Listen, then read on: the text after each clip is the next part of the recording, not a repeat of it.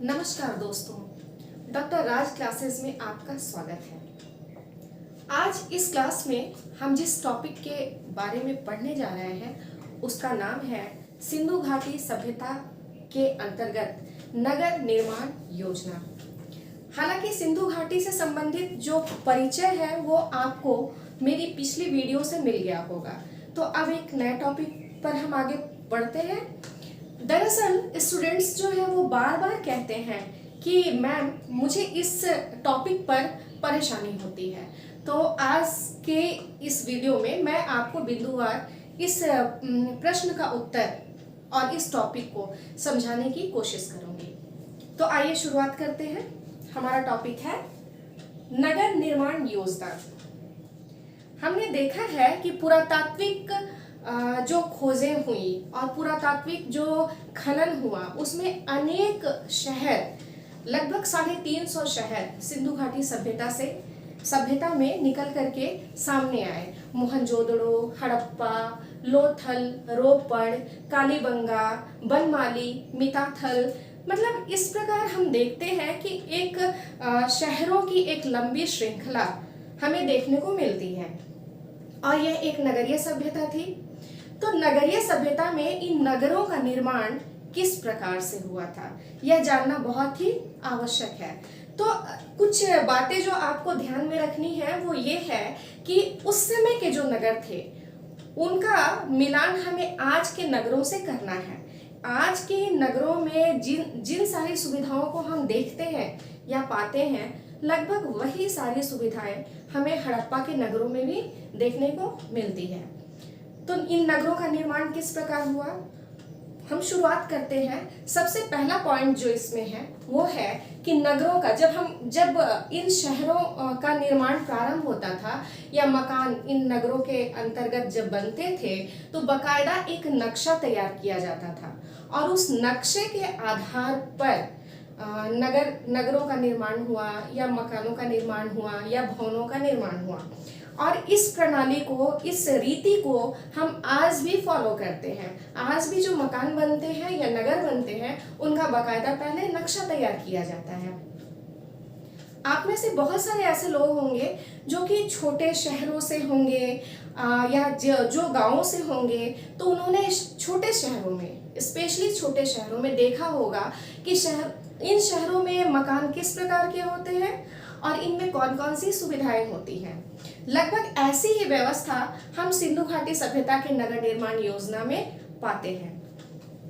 देखिए, तो सबसे पहले हमने देखा कि यहाँ जो नगर बन रहे थे तो इसमें नक्शे का प्रयोग किया गया था। इसके अतिरिक्त हर नगर जो है वो 2 भागों में बटा हुआ था, जिसको कि हम द्विस्तरीय नगर कह सकते हैं। ये 2 भागों में क्यों बटा हुआ था? इसलिए कि उस समय में वर्ग विभाजन था, अमीर और गरीब 2 प्रकार के लोग रहते थे। तो नगर भी जो है वो 2 हिस्सों में था। पहला हिस्सा जो था वो गढ़ी या दुर्ग कहा जाता था। ये गढ़ी या दुर्ग जो है वो ऊंचे टीले या चबूतरे पर बना होता था और इसमें अमीर वर्ग का निवास होता था। हम जानते हैं कि सिंधु घाटी सभ्यता जो है वो राजतंत्रात्मक शासन व्यवस्था नहीं है, ये लोकतंत्रात्मक शासन व्यवस्था है। तो ऐसे लोग जो कि धनी माने जाते थे, समाज का जो उच्च वर्ग था, जो उच्चतम वर्ग था, वो इन गढ़ी में या दुर्गों में निवास करता था। ये दुर्ग, ये गढ़ी पके पकाए ईंटों से इनका निर्माण होता था।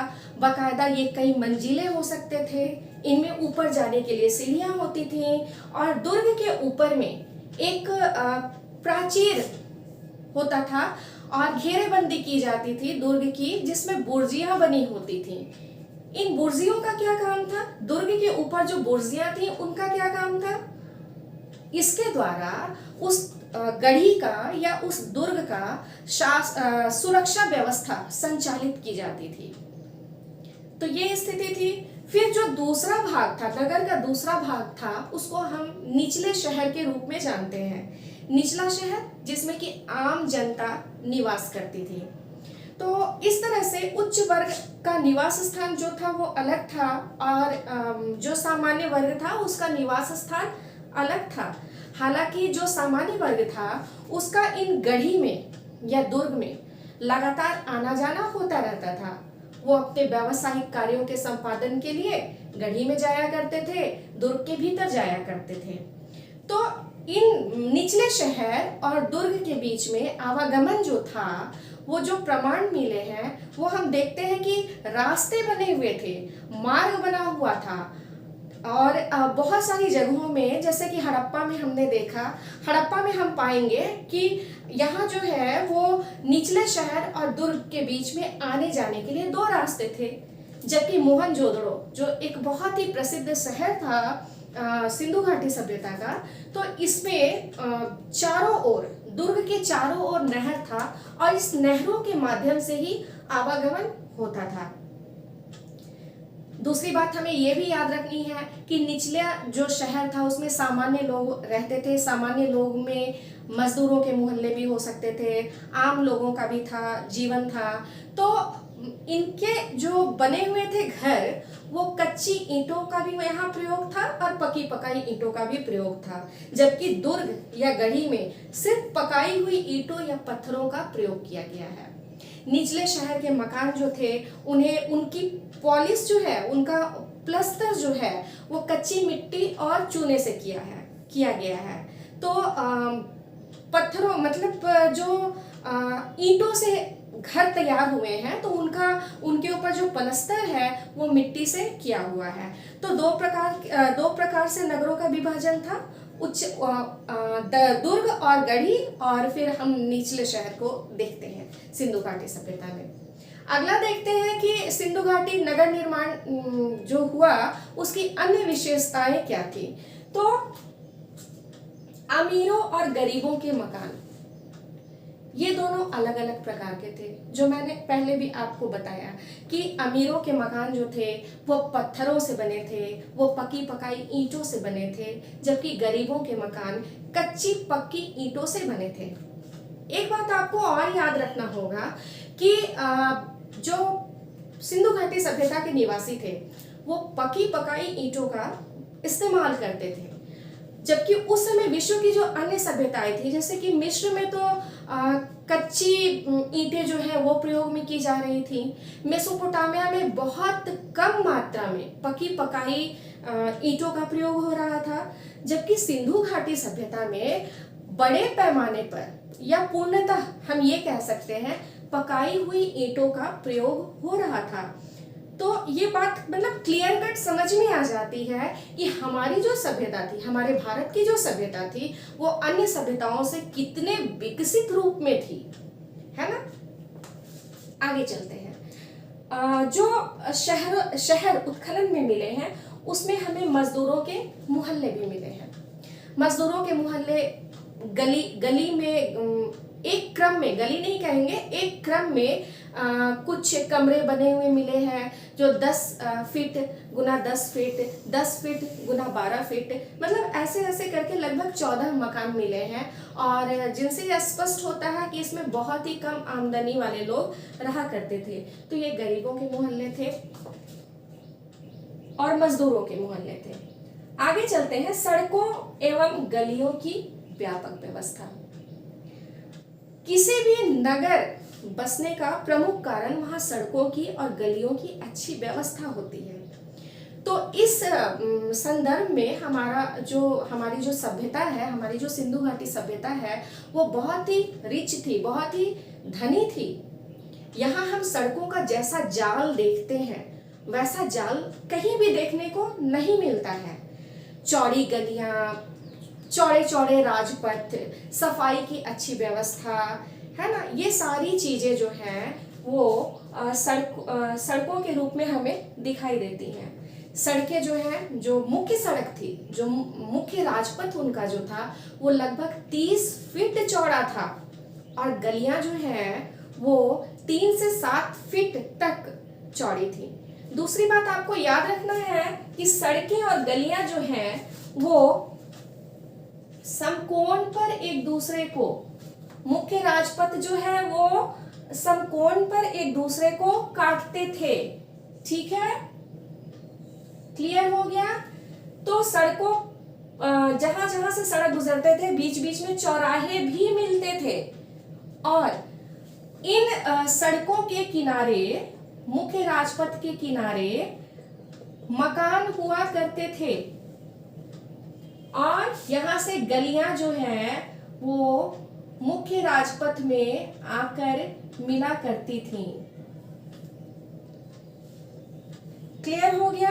तो सड़कों की इतनी अच्छी व्यवस्था थी कि कोई भी घर मकान ऐसा नहीं था जिसके सामने से गली ना गुजरती हो, और जहां सफाई का प्रबंध ना हो। गलियों में के किनारे जो है वो नालियां भी बनी होती थी ताकि बारिश का पानी वहां से निकल सके, और ये नालियां जो हैं वो पत्थरों से ढकी हुई होती थी जिन्हें कि नरमोखा कहा जाता था। तो सड़क भी थे, गली भी थी, और नालियां, मतलब ऐसी व्यवस्था नालियों की कि मतलब आप ये समझ लीजिए कि क्रीट की राजधानी नॉसस को छोड़कर, क्रीट की राजधानी नॉसस को छोड़कर नालियों की इतनी अच्छी व्यवस्था हम अन्य किसी भी सभ्यता में नहीं पाते हैं। घर का गंदा पानी निकालने के लिए जो कि शौचगृह से निकलता था, जो कि स्नान घर से निकलता था, जो कि उनकी पाकशालाओं से निकलता था, या बरसात का पानी निकालने के लिए बाकायदा नालियां बनी हुई थी। ये नाली जो है वो मुख्य नालियों में जाकर के मिल जाया करती थी।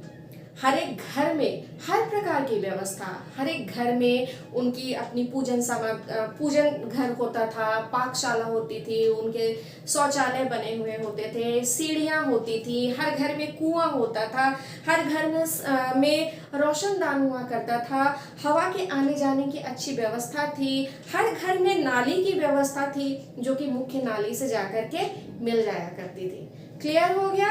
मुख्य नाली जो है वो पत्थरों से ढकी हुई थी, और मुख्य नाली में जगह जगह पर जालियां लगी हुई थी। जैसे कि जो पानी आ रहा है घरों से निकल करके, तो उनके साथ में कुछ मोटा कचरा भी आता था, और ये कचरा जो है वो जालियों में जाकर के फंस जाया करता था। समय समय पर इन नालियों की अच्छी सफाई भी की जाती थी। तो क्लियर हो गया? हम आज के समय में नगरों में, घरों में जिस प्रकार की सुविधाएं देखते हैं, वह सारी की सारी सुविधाएं हमें सिंधु घाटी सभ्यता में देखने को मिल जाती हैं। चलिए हम अगले पॉइंट की ओर बढ़ते हैं। इसके अतिरिक्त हमें मोहनजोदड़ो में एक विशाल स्नानागार मिला है। चूंकि ये समष्टिवादिनी सभ्यता थी, ये जनतांत्रिक सभ्यता थी, इसलिए विशाल स्नानागार का पाया जाना कोई बहुत अचरज की बात नहीं है। स्नानागार को आप आज के समय में स्विमिंग पूल की तरह मान सकते हैं। एक मतलब इस प्रकार का स्नानागार जिसकी लंबाई 30 फीट, चौड़ाई 23 फीट और गहराई जिसकी 8 फीट थी। याद रखिएगा, 30 गुना 23 गुना 8 स्नानागार की लंबाई, चौड़ाई और गहराई थी। ऐसा माना जाता है कि किसी विशेष उत्सव के समय में लोग यहाँ स्नान हेतु एकत्रित हुआ करते थे। आप आज भी देखिएगा कि हमारे यहाँ विशेषकर उत्तर प्रदेश में, बिहार में, झारखंड में, और अब तो भारत के हर भाग में, बल्कि विश्व के हर भाग में जो छठ पूजा होता है, वहाँ भी औरतें जो हैं, लोग जो हैं, वो विशाल स्नानागार या नदियों के किनारे इकट्ठे होते हैं और सूर्य को अर्घ्य देते हैं। तो हम ये भी कह सकते हैं कि मोहनजोदड़ो का जो विशाल स्नानागार है वो कहीं ना कहीं किसी न किसी धार्मिक उत्सव से जुड़ा हुआ था, और लोग वहाँ आते थे, स्नान करते थे। इस स्नानागार में नीचे उतरने के लिए सीढ़ियाँ थी, और स्नानागार का जो फर्श है वो पक्की ईंटों का बना हुआ था, और बाहरी एरिया जो था वो अच्छी तरह से भली भांति पक्की ईंटों से जमा करके बनाया हुआ था, साफ सुंदर। अच्छा, ऐसा। इसके अतिरिक्त सिंधु घाटी सभ्यता में एक सार्वजनिक भवन भी मिला है जो कि 230 फीट लंबा और 78 फीट चौड़ा है। तो सार्वजनिक भवन की आवश्यकता क्यों थी? सार्वजनिक भवन की आवश्यकता वही होती है जहाँ की लोग सामाजिक तौर पर इकट्ठे होते हैं और किसी न किसी सामाजिक क्रियाकलाप को वो पूरा करते हैं। तो हम ये कह सकते हैं कि सार्वजनिक भवन का निर्माण भी सिंधु घाटी सभ्यता में इसी उद्देश्य से किया गया था। इसके अतिरिक्त हम देखेंगे कि हमारे यहाँ जिस तरह से आज के समय में कोल्ड स्टोरेज पाए जाते हैं ना, ठीक उसी तरह से सिंधु घाटी सभ्यता में एक विशाल अन्नागार मिला है, कोल्ड स्टोर मिला है, जो कि 50 फीट लंबा और 20 फीट चौड़ा है।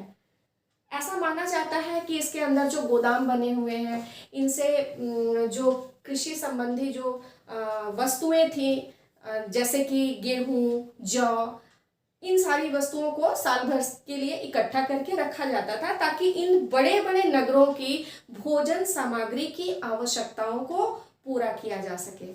ठीक है, हमारा अगला पॉइंट है किलाबंदी। ऐसा नहीं था कि नगर जो है वो खुले हुए थे, नहीं, नगरों की किलाबंदी की जाती थी। दुर्ग की किलाबंदी अलग होती थी और पूरे नगर की किलाबंदी अलग होती थी। मान लीजिए ये दुर्ग है तो इस दुर्ग की किलाबंदी हुई, और ये शहर है, नगर है, तो इसकी अलग किलाबंदी हो गई। तो पूरे के पूरे शहर जो है वो किलाबंदी के द्वारा सुरक्षित किए जाते थे। तो यही है हमारा नगर निर्माण योजना, और मुझे लगता है कि आपको कहीं भी ज़्यादा परेशानी अब नहीं होगी। आप थोड़ी सी बातों को यदि ध्यान में रखते हैं तो आराम से बहुत इजी वे में आप सिंधु घाटी सभ्यता की नगर निर्माण योजना को लिख सकते हैं। आपको कुछ ही पॉइंट ही याद रखना है, आपको दिमाग में अपने घर का ही नक्शा रखना है, आपको ये देखना है कि आपके घर में कौन कौन सी सुविधाएं हैं, आपके घर में क्या क्या है ना। अब ये ऐसा नहीं कि आप बिजली के उपकरण लिख दीजिएगा, उस समय में बिजली का आविष्कार नहीं हुआ था, लेकिन मोटा मोटी तौर पर जो मतलब बिजली के सामान या उपकरणों को छोड़ करके भवन की बनावट जो है, या उनमें प्रयुक्त सामग्री है, या उनका जो नक्शा है, ये आप अपने दिमाग में रख सकते हैं। तो आज ये जो टॉपिक है आज यही खत्म होता है। और यदि आपको मेरी वीडियो अच्छी लग रही हो तो कृपया इसे सब्सक्राइब भी कर लें, और नेक्स्ट वीडियो में मैं जल्दी ही आपसे मिलूंगी और कोशिश करूंगी कि सिंधु घाटी सभ्यता के सारे टॉपिक्स, बल्कि सिंधु घाटी सभ्यता के टॉपिक्स ही नहीं, पूरा का पूरा प्राचीन भारत, पूरा का पूरा मध्यकालीन भारत, पूरा का पूरा आधुनिक भारत, और ये जब सारे कुछ कंप्लीट हो जाए तो उसके बाद में मैं विश्व का इतिहास भी आपको थोड़े आरामदायक और थोड़े आसान तरीके से बता सकूं, ताकि आपका जो बेस है वो मजबूत हो सके और उस बेस पर आप आगे की तैयारी कर सके। हाँ, कमेंट में आप बताना नहीं भूलिएगा कि आपको मेरी वीडियोस कैसी लग रही है। कुछ लोगों ने कमेंट किया है कि उन्हें इस टॉपिक पर वीडियो चाहिए, उस टॉपिक पर वीडियो चाहिए, तो मैं उनसे हाथ जोड़ करके कहूँगी कि जब उस वहाँ तक मैं पहुँचूँगी, जैसे एक हमारे छात्र ने कहा कि मैम आप नालंदा यूनिवर्सिटी के बारे में, तो निश्चित तौर पर बहुत जल्दी ही मैं आपकी जो भी डिमांड है उस पर वीडियो लाने की कोशिश करूंगी। लेकिन मेरा प्रयास यही रहेगा कि यदि आप इतिहास पढ़ रहे हैं तो बिल्कुल सिलसिलेवार तरीके से आप उसको पढ़ते चले जाएं, ताकि एक पिक्चर आपके दिमाग में बन जाए कि हाँ, पहले ये युग आया, फिर ये आया, फिर ये आया, फिर ऐसे परिवर्तन हुए। तो आपके लिए इतिहास समझना बहुत ही सरल हो जाएगा। तो एक बार फिर से आपसे डॉक्टर राज क्लासेस की ओर से मैं कहना चाहूँगी, यदि आपको वीडियो पसंद आ रही हो तो कृपया लाइक कर दे, कमेंट कर दे, शेयर कर दे, सब्सक्राइब कर दे। धन्यवाद।